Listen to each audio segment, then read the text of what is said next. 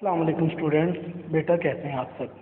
आज हम पढ़ेंगे आइसोटॉप और इसको एक्सप्लेन करेंगे with the help of examples. Isotope के बारे में मैं आपको पहले वैसे बता चुका हूँ कई दफ़ा, लेकिन इसको टॉपिक के लिहाज से हम पहली दफ़ा पढ़ रहे हैं। ऐसे एटम्स जिनका एटॉमिक नंबर सेम जबकि मैस नंबर डिफरेंट हो, यानी एटॉमिक मैस डिफरेंट हो, उसे आइसोटॉप कहते हैं। ठीक है। Atoms of same element having same atomic number but different mass number, यानी एक ही एलिमेंट के एटम हो जिनका एटॉमिक नंबर तो सेम हो जबकि मैस नंबर मुख्तलिफ हो, उसे आइसोटॉप कहते हैं। एटॉमिक नंबर क्या होता है कि किसी भी एटम के न्यूक्लियस में पाए जाने वाले नंबर ऑफ प्रोटॉन्स, उसे एटॉमिक नंबर कहते हैं। वो तो सेम हो जबकि मैस नंबर डिफरेंट हो। What is atomic mass? Atomic mass कहते हैं किसी भी एटम के अंदर मौजूद नंबर ऑफ प्रोटॉन्स और न्यूट्रॉन्स के सम को, यानी एटम के न्यूक्लियस में मौजूद प्रोटॉन और न्यूट्रॉन को जब जमा करते हैं तो वो एटॉमिक मैस होता है। तो ऐसा केस जिसमें किसी भी एटम ऑफ एलिमेंट के एटॉमिक नंबर सेम हो, यानी नंबर ऑफ प्रोटॉन्स तो सेम रहे जबकि मैस नंबर डिफरेंट हो जाए, उसे कहते हैं आइसोटॉप। ठीक है।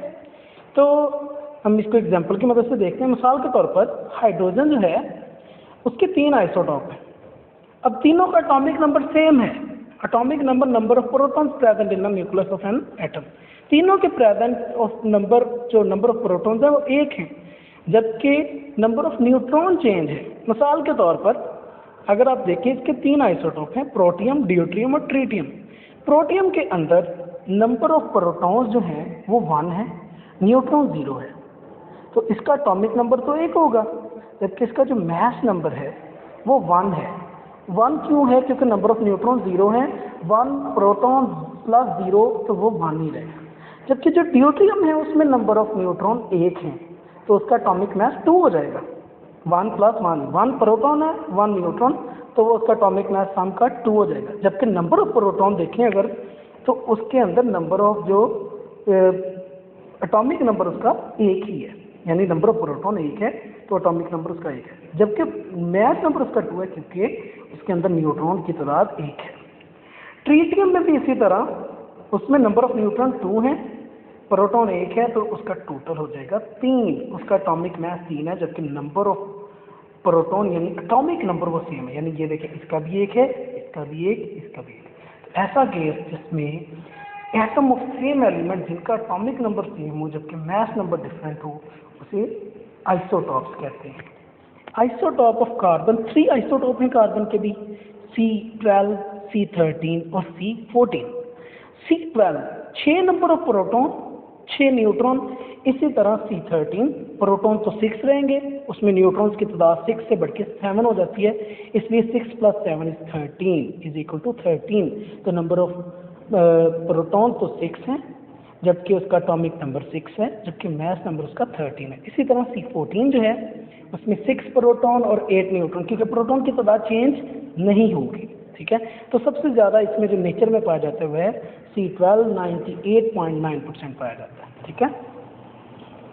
या आप डायग्राम की मदद से देख सकते हैं कि C12 में 6 प्रोटॉन 6 न्यूट्रॉन, C13 में 6 प्रोटॉन 7 न्यूट्रॉन, C14 में 6 प्रोटॉन और 8 न्यूट्रॉन।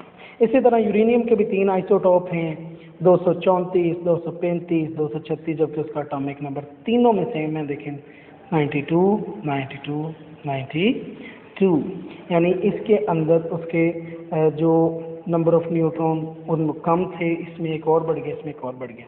तो इसमें भी नेचर में जो सबसे ज़्यादा पाया जाता है वो ये वाला है, यूरेनियम 238। ठीक है। ये फाउंड नेचर में 99% प्योर फॉर्म में पाया जाता है। क्लोरीन के 2 ही आइसोटॉप हैं, Cl35 और Cl37। इसके अंदर 18 न्यूट्रॉन होते हैं, 18 और 17 न्यूट्रॉन मिलकर 35 एटॉमिक मैस बना देते हैं। इसके अंदर नंबर ऑफ न्यूट्रॉन बढ़ के 19 हो जाते हैं। ठीक है, सॉरी 20, जिसकी वजह से इसके जो एटॉमिक नंबर है वो बढ़ जाता है। ठीक है। इसके अंदर 18 होते हैं, इसके अंदर नंबर ऑफ न्यूट्रॉन 20 होते हैं, 17 और 20 मिलकर 37 बना देते हैं। तो ये इसका आइसोटॉप का टॉपिक कंप्लीट हुआ।